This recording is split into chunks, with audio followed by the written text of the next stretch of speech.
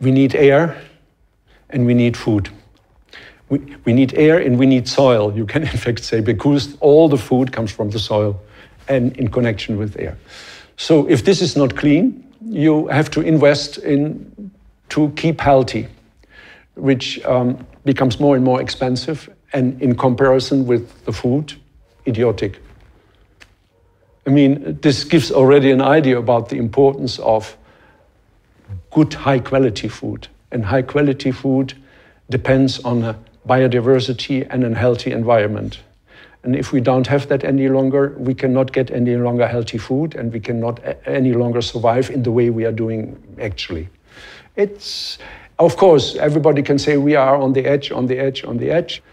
And it goes a little bit because we still invest some more, but the balance is not any longer there.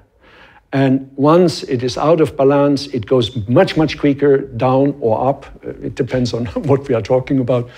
And it becomes very, very difficult.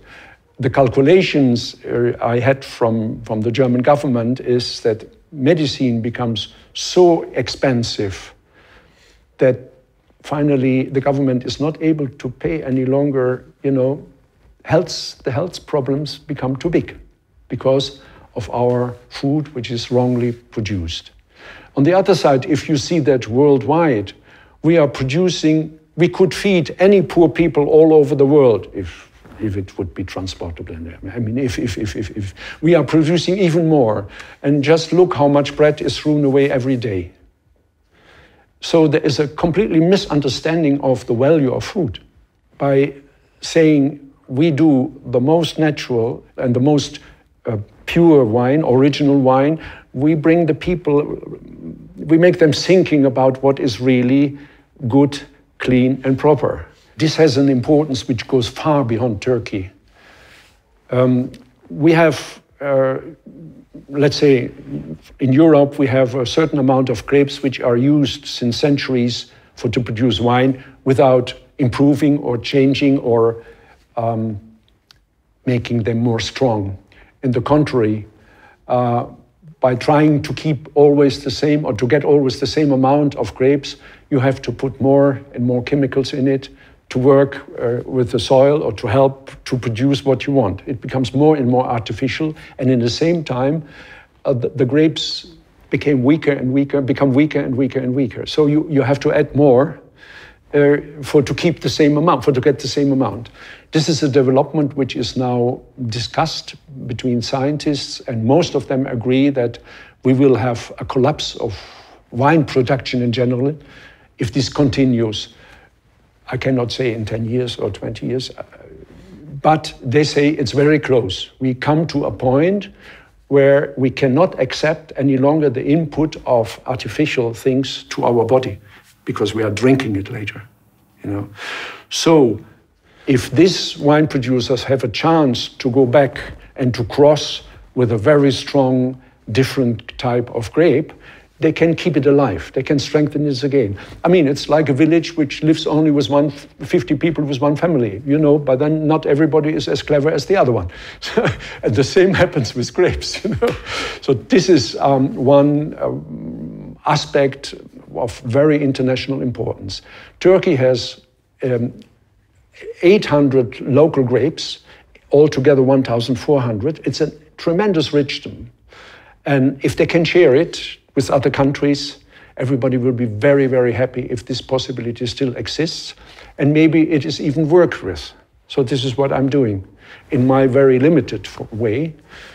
Our gardens have traditionally six, seven different type of grapes. Bulup is one which has a not red, not whitish.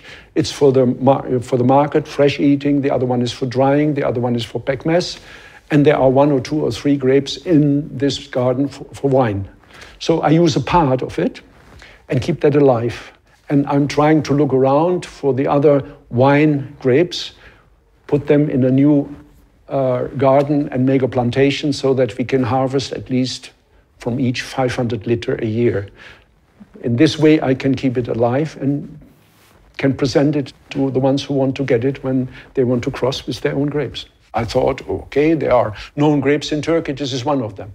This is an unknown grape, and we are using 5, 6 unknown grapes here from the direct surrounding around Hasan Dağı, volcanic Mount Hasan Dağı. And we are very high. Normally wine goes up to 800 meters. Here we are 1,500 meters high with our grapes. So it gives a special type of aroma. I didn't know before, I learned it here. We are on tuff soil, very rich in minerals because of the volcano. I didn't know, I learned it here. So it went on, and I became acquainted with the environment, which is very much responsible for our wine and the quality of it.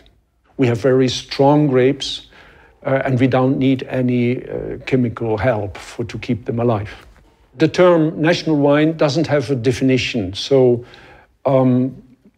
the existing definition, if you look into writings, is say to use the most, as little as possible, especially in case of sulfur, you know, not more than 30 milligram per liter or 60 milligram per liter and this and that.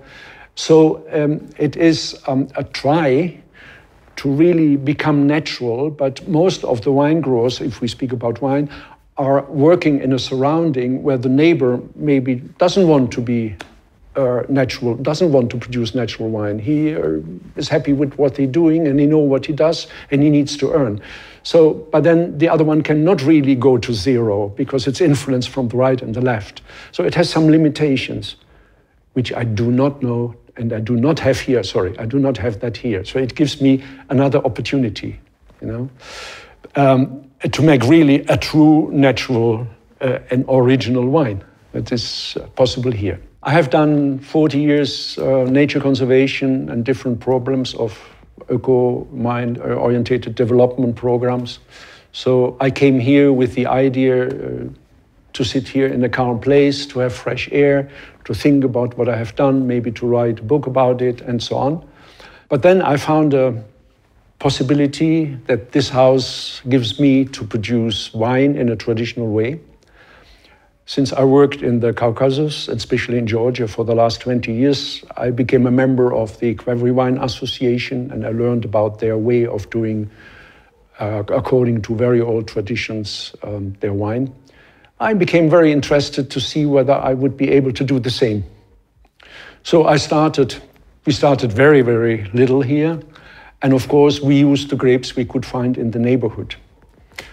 And this developed slowly because in the beginning you can make your own wine. You can make a certain quantity of your wine free of everything. But I have too many good friends and they started to request more and more wine from me. So finally we decided to make it officially as a firm. So slowly I learned about the region. I learned also more about winemaking, what was possible for me and what was not. I was afraid to make a wine without sulfur because everybody tells me it doesn't work, it becomes bad. My first wine became bad, but because of the Küppe, not because of sulfur. So you hesitate to do directly the most logical, natural way because everybody says it doesn't work. You need to put this, you need to put that, and then in the cellar you have to care this, you have to care that. But slowly I reduced, and we came 4 years ago to zero. So it was also for me a development to learn about the region, about the different grapes, which are very regional. I didn't know that.